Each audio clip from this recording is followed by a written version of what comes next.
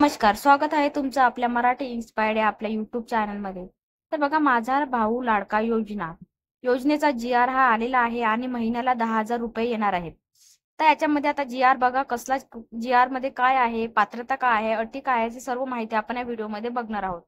आता कागदपत्रे कुठली लागणार आहेत, अर्ज करण्यासाठी कोण पात्र आहे, ती संपूर्ण माहिती आपण आपल्या आजच्या व्हिडिओमध्ये बघणार आहोत.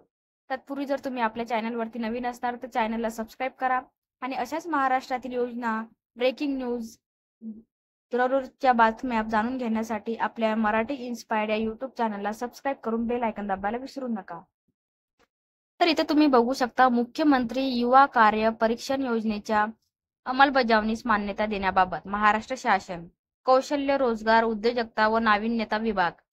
तर याच्यामध्ये बघा, दिनांक बघा 9 जुलै 2024 म्हणजे कालच्या घडीचा हा जी आर आहे.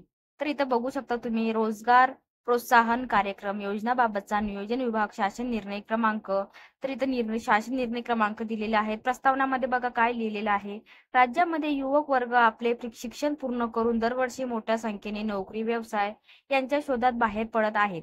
अशा बहुतांशी युवकांना व्यवसाय व नोकरी संबंधित अनुभवाचा अभाव असल्याने व्यवसाय सुरू करणे अथवा नोकरी प्राप्त करण्याच्या अडचणींना सामोरे जावे लागत असल्याचे दिसून येत आहे. या समस्येमुळे युवक वर्गामध्ये बेरोजगारीचे प्रमाण नियंत्रित ठेवण्यासाठी अडचणी येत आहेत.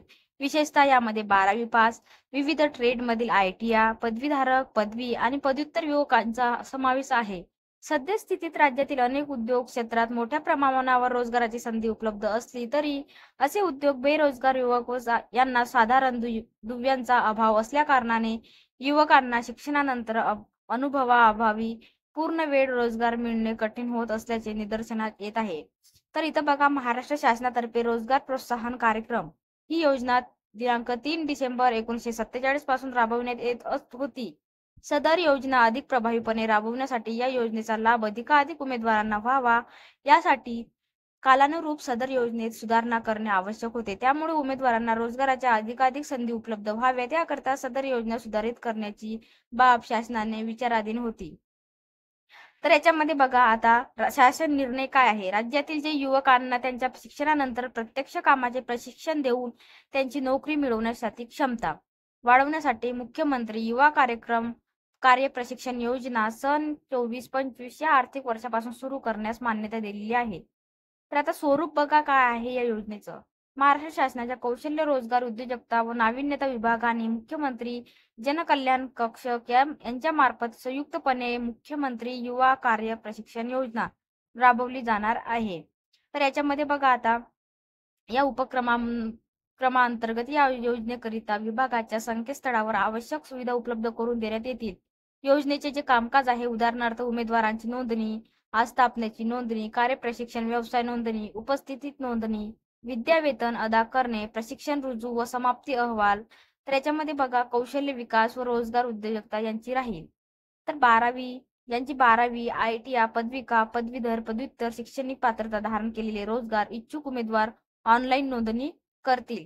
नंतर बघा, लघु आणि मध्यम व मोठे उद्योग, स्टार्टअप, सहकारी संस्था, शासकीय निमशासकीय आस्थापना, महामंडळ, सामाजिक संस्था, कायदा 2013 मधील शिक्षण आणि विविध आस्थापना इत्यादी यांना आवश्यक असलेल्या मनुष्यबळाची मागणी विभागाच्या संकेतस्थळावर ऑनलाईन पद्धतीने नोंदवितील.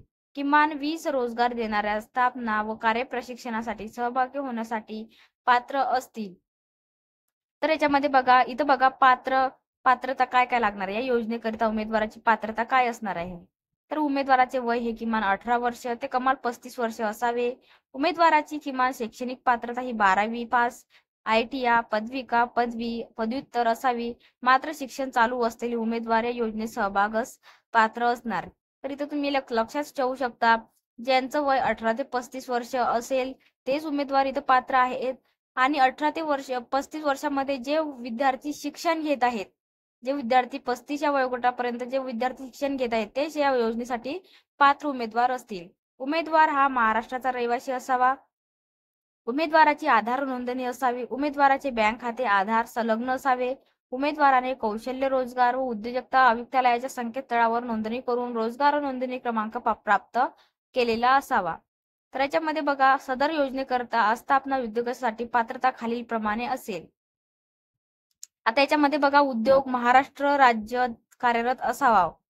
उद्योग कुठं आपण, तुम्ही जर उद्योग कुठला करसाल तर तो कुठं महाराष्ट्र राज्यातच कार्यरत असावा. उद्योगाने कौशल्य, रोजगार, उद्योजकता व नाविन्यता विभागाच्या संकेतस्थळावर नोंदणी केलेली असावी आणि उद्योगाची स्थापना किमान 3 वर्षपूर्वीची असावी. उद्योगांनी EPF, ECIC, GST certificate of incorporation, DPIT व उद्योग आधाराची नोंदणी केलेली असावी. या योजनेअंतर्गत राज्यातील उद्योगांना रोजगार उपलब्ध करून देण्याची खालील प्रकारे कार्य प्रशिक्षण कार्यक्रम राबवला जाईल व त्याचे स्वरूप पुढील प्रमाणे निश्चित केले जाईल.